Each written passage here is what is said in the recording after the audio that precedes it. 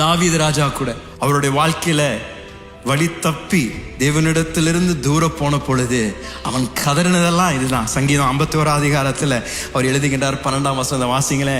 தாவீது சொல்றாரு, எனக்கு மீண்டும் அந்த ரட்சிப்பின் சந்தோஷத்தை எனக்கு தாங்க. ஏன்னா அதை நான் இழந்துட்டேன். அதை இழந்துட்டபடினால மீண்டும் இடத்துல கேட்கிற ஆண்டவரே, எனக்கு மீண்டும் அந்த ரட்சிப்போடு தரக்கூடிய இந்த சந்தோஷம், பரிபூர்ண சந்தோஷத்தை எனக்கு தாங்க என்று தாவீது ஜெபிக்கின்றார். இன்று காலையில் ஒருவேளை நீங்கள் தேவ பிள்ளையாக இருந்து இந்த சந்தோஷத்தை ஒருவேளை உங்கள் வாழ்க்கையில் இழந்து விட்டீங்களா? ஒருவேளை இன்றைக்கு உங்களுடைய வாழ்க்கையில் நீங்கள் உங்களுடைய சூழ்நிலை நிமித்தம் மிக மன அழுத்தத்துடன், பாரத்துடன், வேதனையோடு நடந்து கொண்டிருக்கின்றீர்களா?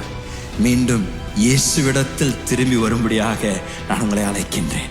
உங்களுடைய சந்தோஷத்தின் ஊற்றும் காரணம் அவர் ஒருவரே.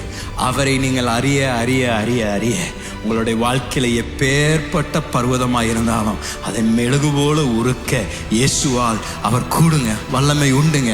அவரிடத்துல வந்து அவருக்குள் நிலைத்திருந்தீர்களா? யோவான் 15ஆம் அதிகாரத்தில் இயேசு சொல்றார், என்னுடைய சந்தோஷம் உங்களுக்குள் இருக்கணும்னா இதை செய்யுங்க. நான் உங்களுக்குள்ளும் நீர் எங்களுக்குள்ளும் நம் இருவரும் ஒருவருக்கொருவர் இருக்கும் பொழுது அப்பொழுது என்னுடைய சந்தோஷம் உங்களுக்குள் இருக்கும் என்று இயேசு சொல்லுகிறார். அப்படின்னா இன்றைக்கு இந்த அனுதின தெய்வீக சந்தோஷத்தை அனுபவிக்கணும்னா முதல் படி இயேசுவிடத்தில் வந்து தங்கி இருப்பதுங்க.